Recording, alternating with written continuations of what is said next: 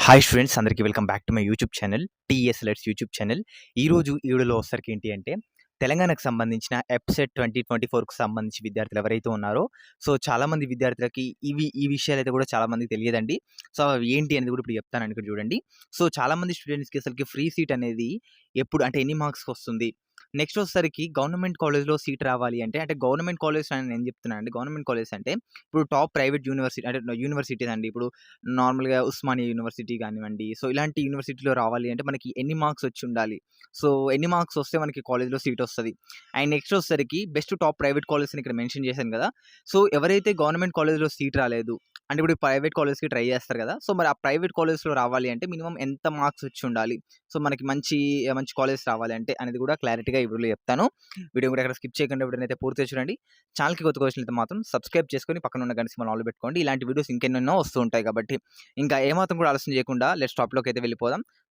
ఇక్కడ చూసుకున్నారు కదా first of all and what is the minimum required for the EAMCET? ఎంసెట్‌కి రిక్వైర్ అంటే మనకి మినిమమ్ ఎంసెట్‌లో క్వాలిఫై కావాలి అంటే మనకి ఎన్ని మార్క్స్ వచ్చుండాలి? అంటే ఇక్కడ చెప్పాను కదండీ! ఇంతకుముందు వీడియోలో కూడా చెప్పుకుంటూ వచ్చే ఉంటాను. మనకి 160 మార్క్స్ మన 160 క్వెషన్స్‌కి అయితే ఉంటాయి. అంటే 160 ఈచ్ 1 మార్క్ ఏసుకున్నా గాని 160 క్వెషన్స్‌కి మనకి మినిమమ్ 40 మార్క్స్ అనేది రావాలి.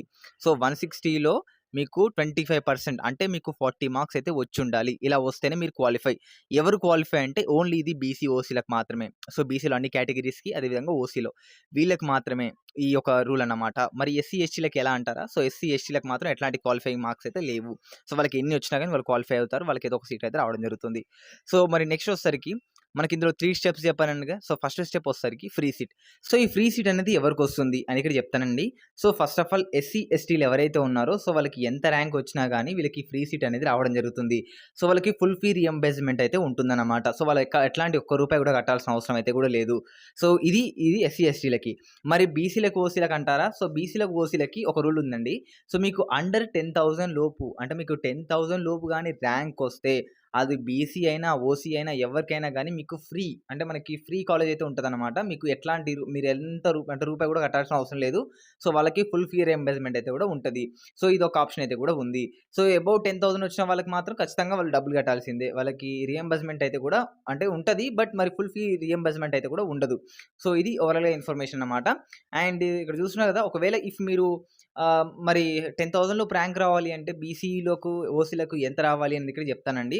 ఫస్ట్ ఆఫ్ ఆల్ బీసీ కేటగిరీకొచ్చేస్తే 77 మార్క్స్ కన్నా ఎక్కువ తెచ్చుకోండి. ఎంపీసీలో ఎవరైతే 77కి ఎక్కువ వచ్చుంటే అండర్ 10,000లో మీకు ర్యాంక్ వస్తది. మీకొచ్చేసరికి అంటే మీకు ఎట్లాంటి ఫుల్ ఫీ రీయింబర్స్‌మెంట్ అయితే ఉంటది.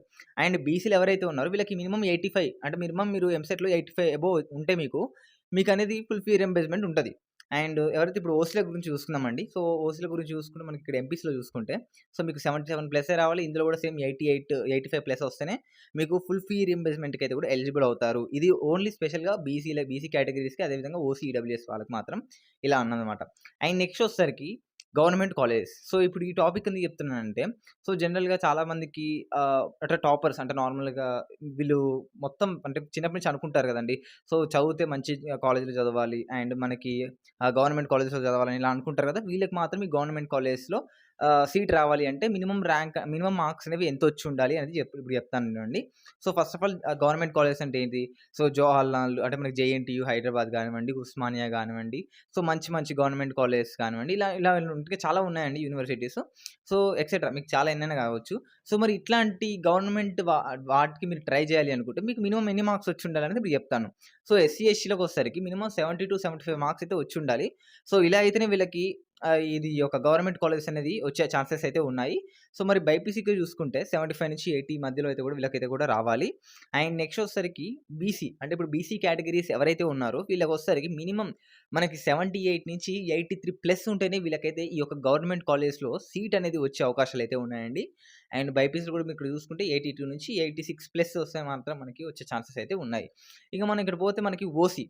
ఓసీలో వచ్చేసరికి మినిమమ్ 85-90 లేదా 90 ప్లస్ వస్తేనే వీళ్ళకి ఈ యొక్క టాప్ యూనివర్సిటీస్ మనకి గవర్నమెంట్ కాలేజెస్‌లో సీట్ వచ్చే అవకాశం అయితే ఉంది. మరి బైపీసీ కూడా చూసుకుంటే 90-95 ప్లస్ వస్తేనే మీకు గవర్నమెంట్ ఛాన్సెస్ అయితే వచ్చే ఛాన్సెస్ ఉన్నాయి. అండ్ ఇక్కడ మీకు అయిపోయింది కదా! గవర్నమెంట్ కాలేజ్ కూడా అయిపోయింది. నెక్స్ట్ వచ్చేసరికి థర్డ్‌ది ప్రైవేట్ యూనివర్సిటీస్. ప్రైవేట్ కాలేజ్ మీకు ఇప్పుడు ఎగ్జాంపుల్ గవర్నమెంట్ కాలేజెస్ అయిపోయాయండి. సో, చాలామందికి ప్రైవేట్ కాలేజ్. ఇప్పుడు అందరికీ గవర్నమెంట్ కాలేజ్ రావాలని రూల్ ఏం లేదు. నెక్స్ట్ వచ్చేసరికి మంచి మంచి ప్యాకేజ్ ఇచ్చే కాలేజ్ కానీ, ఇప్పుడు మంచి మంచి ప్లేస్‌మెంట్ మీకు ఎంటైర్ ఫోర్త్ ఇయర్ లోపు ఒక ప్లేస్‌మెంట్ రావాలి అంటే టాప్ కాలేజెస్ ఉండాలి. ఇప్పుడు మీరు చూసుకుంటే సీబీఐటీ ఇది ఒక ప్రైవేట్ కాలేజ్ అన్నమాట. సో, ఇలాంటి మీకు టాప్ కాలేజ్ రావాలి. సో, అదొక్కటే కాదు మీకు చాలా ఉన్నాయి. విజ్ఞాన్ జ్యోతి ఇన్‌స్టిట్యూషన్స్ అని చాలా ఉన్నాయన్నమాట. సో, ఇలాంటి మంచి మంచి టాప్ కాలేజెస్ రావాలంటే మీకు మినిమమ్ ఎన్ని మార్క్స్ వచ్చుండాలి అనేది ఇక్కడ చెప్తాను చూడండి. సో, మరి ఎస్సీ, ఎస్టీలు ఎవరైతే ఉన్నారో వీరికి 55+ లేదా 58 అంటే 55+ వచ్చుంటే మంచి కాలేజే వస్తది. అండ్ నెక్స్ట్ బైపీసీ చూసుకుంటే 58+ వస్తే మాత్రం మంచి కాలేజ్ వచ్చే ఛాన్సెస్ అయితే ఉన్నాయి. ఇది ఓన్లీ ఎస్సీ, ఎస్టీలకి. అండ్ ఇకపోతే బీసీలకు చూసుకుంటే మినిమమ్ 64+ అయితే రావాలండి. 64+ వస్తే ఎంపీసీ వాళ్ళకి. సో, ఒక మంచి కాలేజ్ వచ్చే ఛాన్సెస్ అయితే ఉన్నాయి. అండ్ బైపీసీలో చూసుకుంటే 67+ అయితే వచ్చుండాలి. అదేవిధంగా ఓసీలకు వచ్చేసరికి మినిమమ్ 72+ అయితే రావాలి. అదేవిధంగా బైపీసీ వాళ్ళకి వచ్చేసరికి 76+ వస్తేనే ఒక మంచి కాలేజ్ అయితే కూడా ప్రైవేట్ కాలేజ్ అయితే కూడా మీకు రావడం జరుగుతుంది. సో, ప్రైవేట్ కాలేజ్ ఎందుకు అంటే మీకు మంచి ప్లేస్‌మెంట్స్ ఎంటైర్ ఫోర్త్ ఇయర్ లోపు మంచి ఇప్పుడు మల్లారెడ్డి కానివ్వండి, ఇలాంటి చాలా కాలేజెస్ అయితే ఉన్నాయి. సో, ఇలాంటి కాలేజ్‌లో వస్తే మీకు ఎంటైర్ ఫోర్త్ ఇయర్ లోపు ఏదో ఒక మంచి ప్లేస్‌మెంట్ వస్తది అన్న ఊహించుకోండి ఇట్లాంటి ప్రైవేట్ కాలేజ్‌కైతే వెళ్ళాలి. సో, ఇది ఓవరాల్‌గా ఇన్ఫర్మేషన్ అండి. మీకు ఇన్ఫర్మేషన్ నచ్చిందని అనుకుంటున్నాను. అండ్ నచ్చితే మీ మిత్రులకు షేర్ చేయండి. వాళ్ళు కూడా ఇన్ఫర్మేషన్ తెలుసుకుంటారు. Thanks for watching this video guys. జై హింద్.